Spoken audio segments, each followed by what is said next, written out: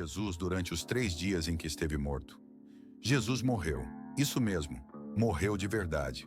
Não ficou flutuando por aí, nem foi passear no céu, muito menos desceu foi bater um papo no inferno. E se essa afirmação já te incomodou, talvez o problema não esteja na Bíblia, mas na teologia que te ensinaram. Vamos começar com a pergunta mais básica e, ao mesmo tempo, a mais ignorada pelas igrejas. Se Jesus morreu, onde ele esteve durante os 3 dias em que esteve morto? A resposta parece óbvia. Esteve morto no Hades, como todos os humanos. Local figurativo onde não há consciência alguma. Mas para a maioria dos teólogos, essa resposta não se encaixa. Por quê? Porque se Jesus é o próprio Deus, como insistem, ele não poderia morrer, certo? E aí começam os malabarismos teológicos. Ah, mas só o corpo de Jesus morreu. A alma dele ficou viva. Ele desceu ao inferno para pregar para os mortos. Ah não, na verdade, ele foi direto para o paraíso. Ou seja, Jesus deu uma escapadinha estratégica da morte, um recesso espiritual, tipo férias. Mas, vamos falar sério. Vamos à Bíblia, que é mais confiável do que qualquer um desses concílios ecumênicos pagãos. Veja bem, Jesus morreu mesmo, morte real. A Bíblia é cristalina. Jesus morreu de verdade. Ele mesmo disse que daria sua alma, ou vida, em resgate por muitos. Pedro confirmou isso dizendo: foi entregue segundo o determinado propósito de Deus e morto por mãos de pecadores. Agora pense comigo, se Jesus é o próprio Deus, e se Deus é imortal, então, quem morreu no lugar da humanidade? Quem morreu por você? Porque ou Jesus morreu, ou não morreu. Não existe meia morte. Deus não pode morrer, certo? E se Jesus morreu de verdade, então não é Deus no sentido absoluto e eterno. Sem discussão. Aliás, até o profeta Abacuque diz isso claramente. Tu és tão puro de olhos que não podes ver o mal.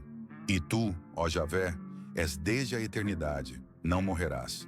Portanto, o ser eterno e imortal não morre. Mas Jesus morreu.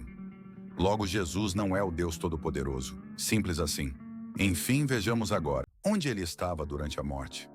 Bem, comparando o seu estado de inatividade, Jesus explicou: assim como Jonas ficou 3 dias e 3 noites no ventre do grande peixe, assim o Filho do Homem ficará 3 dias e 3 noites no coração da terra. Ou seja, sepultado. Não vagando por aí, não pregando, não brilhando em forma de espírito, mas enterrado, na terra, morto. E a Bíblia descreve claramente o estado dos mortos. Os mortos nada sabem. Na sepultura para onde vais, não há obra, nem projeto, nem conhecimento algum. Simples. Quando alguém morre, deixa de existir. Não há consciência, não há alma vagueando, nem viagem astral. E Pedro, em Atos 2, versículo 31, diz que Jesus não foi deixado no Hades e sua carne não viu corrupção. Ou seja, Jesus esteve onde? Isso mesmo, no Hades, termo grego que traduz o hebraico Seol, que significa a sepultura figurativa. O lugar dos mortos onde não há consciência. Não é um inferno de tortura eterna, mas sim o estado de inconsciência total. Isso não somos nós que dizemos. É a Bíblia que diz. Aliás, Deus o ressuscitou desse estado de morte. Veja, mas Deus o ressuscitou, rompendo os laços da morte, porque era impossível que ela o retivesse. Portanto, Jesus não retornou de uma viagem espiritual.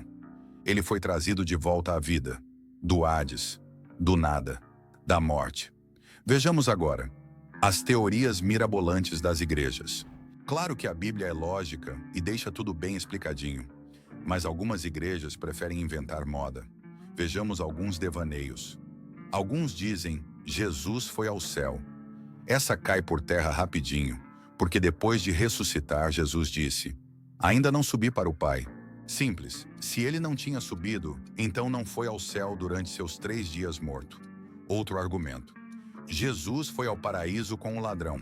Essa vem de Lucas 23:43. Hoje estarás comigo no paraíso. Mas a vírgula foi colocada no lugar errado. No grego original não havia pontuação.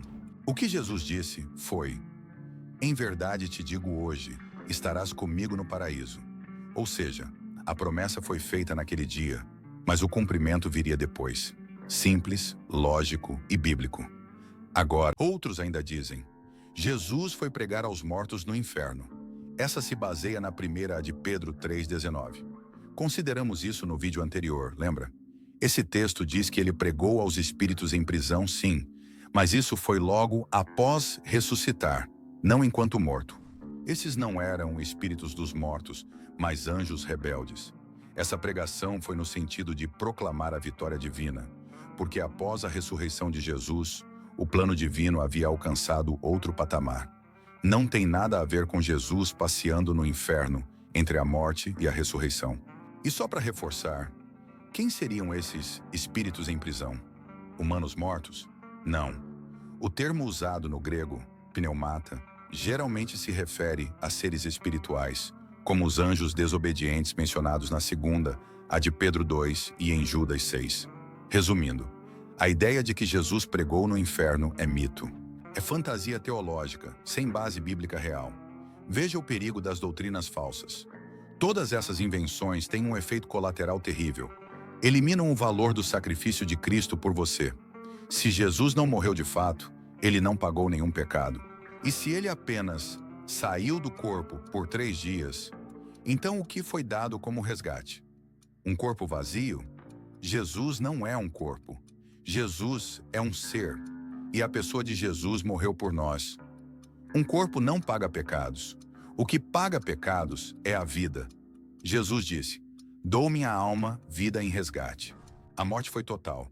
O resgate foi real. E foi Deus quem o trouxe de volta à vida. Também não me venha dizer que foi o Jesus humano quem morreu, mas o Jesus Deus ficou vivo, porque não existiam 2 Jesuses. Isso é invenção folclórica da teologia sistemática. Não existe isso na Bíblia. Veja bem, só havia um ser chamado Jesus, e esse ser morreu por você. Conclusão: Jesus esteve onde os mortos vão, no Seol, no Hades, na sepultura, inconsciente, não flutuando em glória, não dando palestras no além. A boa notícia é que Deus, o verdadeiro Deus, aquele que não morre, o ressuscitou no 3º dia. E é por isso que temos esperança. Mas, se ainda tentarem te convencer de que Jesus nunca morreu de verdade, apenas finja surpresa e diga: "Ah, então a salvação vem de um teatro celestial." Legal saber. Matéria completa sobre esse tema no link da descrição. Curta o vídeo e inscreva-se no canal.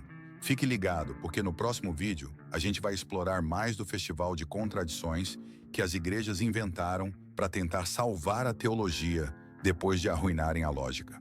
Nos vemos lá. Um abraço. Historiador TJ.